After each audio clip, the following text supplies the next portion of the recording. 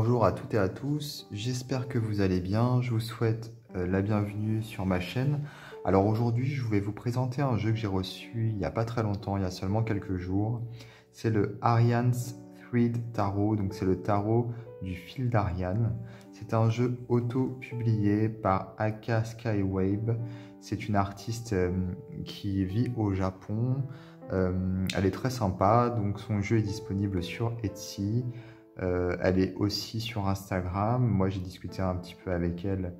C'est quelqu'un d'adorable, donc qui vit au Japon, mais qui est européenne. Elle est née en Italie. Elle parle un petit peu français. Sinon, on peut lui parler en anglais également. Ou alors, on peut aussi ne pas lui parler et acheter son jeu directement sur Etsy. C'est une possibilité. Moi, j'aime bien sympathiser, donc voilà, j'ai échangé avec elle. Alors, ce jeu, donc, il est auto-édité, c'est son premier jeu, il est sorti en 2020. Je vais vous mettre dans le descriptif de ma vidéo un lien vers sa boutique Etsy, si vous voulez regarder, et également vers son profil Instagram. Actuellement, ou alors dans quelques jours, je sais plus, mais je crois que c'est pas encore disponible, mais bientôt, ou alors ça vient juste d'être mis sur Kickstarter. Il y a son deuxième jeu, Orphic Tarot, qui a l'air très beau également. Bon, déjà, on va se concentrer sur celui-ci qui est sorti en quantité limitée, et de ce que j'ai vu sur Etsy, il en reste très peu. Je sais plus, une vingtaine peut-être, quelque chose comme ça, ou une dizaine de disponibles. Donc si c'est un jeu qui vous plaît, ne tardez pas longtemps parce que bientôt il n'y en aura plus. Alors voilà, ici, donc ce jeu, donc dans une boîte comme ceci, il est numéroté, il n'y en a que 250. Voilà, le mien porte le numéro 235. Il est signé donc par l'artiste. Il n'y a pas de livret, mais il y a un PDF que j'ai à peine regardé pour être honnête. Mais voilà, il y a un PDF qui est assez complet. Donc voilà, vous ne serez pas perdu, hein. Vous aurez donc la possibilité de consulter le PDF qui est donné, enfin qui est envoyé. Si elle ne vous l'envoie pas, n'hésitez pas à lui demander, parce que moi, elle ne me l'avait pas envoyé, je lui ai demandé et elle me l'a envoyé par la suite, elle n'y a pas pensé tout simplement. Donc il y a un PDF. Alors la particularité de ce jeu, c'est qu'il y a effectivement un fil, comme vous pouvez le voir, le fil d'Ariane, et toutes les cartes se rejoignent par ce fil. Donc c'est très original. C'est un jeu sombre, je ne vais pas vous le cacher. J'étais un petit peu surpris, je ne m'attendais pas à ce qu'il soit aussi sombre. C'est-à-dire, je savais qu'il l'était bien sûr, mais je ne pensais pas que les traits étaient aussi épais. C'est son premier jeu. Le deuxième qui va sortir, l'Orphic Tarot, il est beaucoup plus fin au niveau du dessin, des images que j'ai vues. D'ailleurs, c'est ce que m'a expliqué aussi l'artiste. Il y a beaucoup plus de travail en fait, quelque part. Mais celui-ci est vraiment beau hein, dans tous les cas.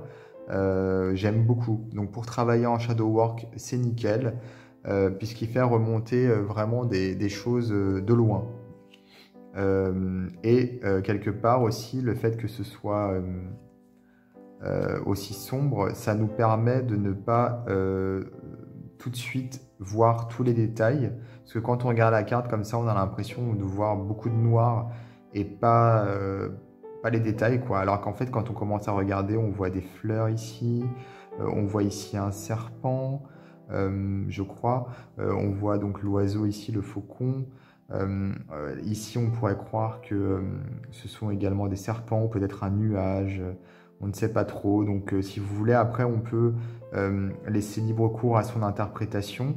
Et en regardant la carte de plus près, on va découvrir beaucoup de choses finalement qu'on ne voyait pas au premier coup d'œil. Voilà.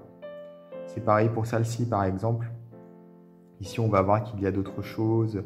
Les œufs ici, avec le feu, en fait, et les brindilles. On va donc pouvoir peut-être même ici voir un visage, ou ici, bon, un oiseau, ici encore une fois. Ici, nous avons une sorte de roue. Voilà, il y a beaucoup, beaucoup de détails. Ici, un œil. Donc, quelque part, il a cette particularité de bien cacher son jeu, je trouve.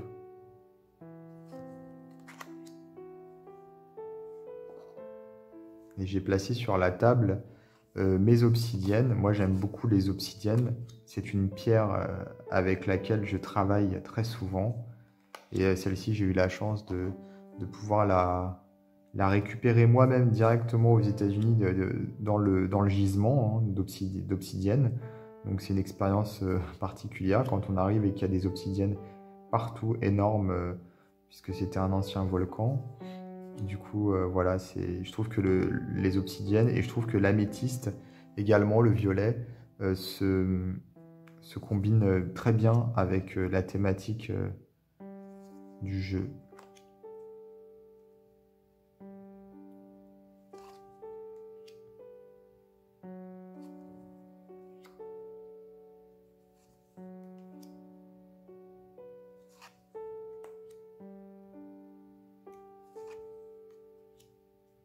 J'aime bien l'idée aussi d'avoir ce fil d'Ariane.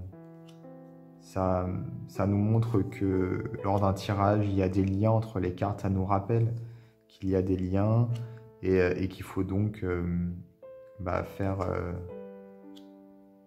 comment dire, communiquer les cartes entre elles.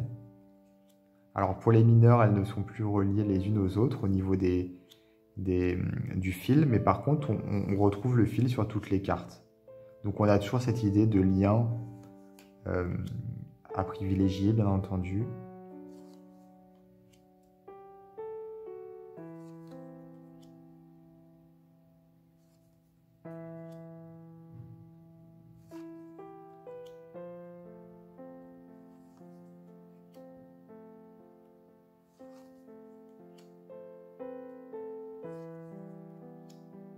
Alors, je ne l'ai pas encore utilisé, j'ai hâte de l'utiliser pour travailler justement sur, je pense, des choses comme le bagage karmique, des blocages, des vieux schémas.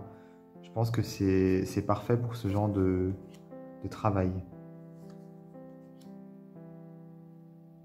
Aussi peut-être pour des situations où on a tendance à se voiler la face. Et peut-être que là, grâce à ce jeu, on va pouvoir voir les choses un petit peu autrement.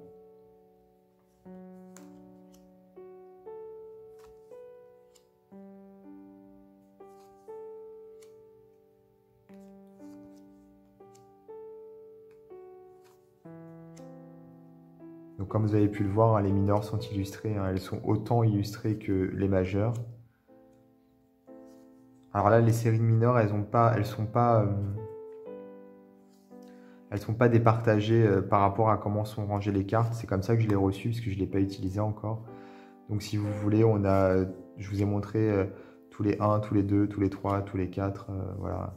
D'habitude, je ne vous montre pas le jeu comme ça. Voilà, là, c'est le 10 d'épée, le 10 de coupe, le 10 de bâton et le 10 de pentacle. Donc en fait, pour tout... Voilà, il y a eu toutes les cartes qui sont passées comme ça. D'habitude, je vous montre d'abord les coupes, après les épées, après les pentacles, etc. Là, c'était pas comme ça que le jeu était. Donc j'espère que vous avez compris, vous avez saisi. Et on retrouve ici en haut donc le cavalier pour le cavalier. Voilà, ou ici en bas. Ici, la reine avec la couronne et le symbole de la série de mineurs ici en haut, le roi.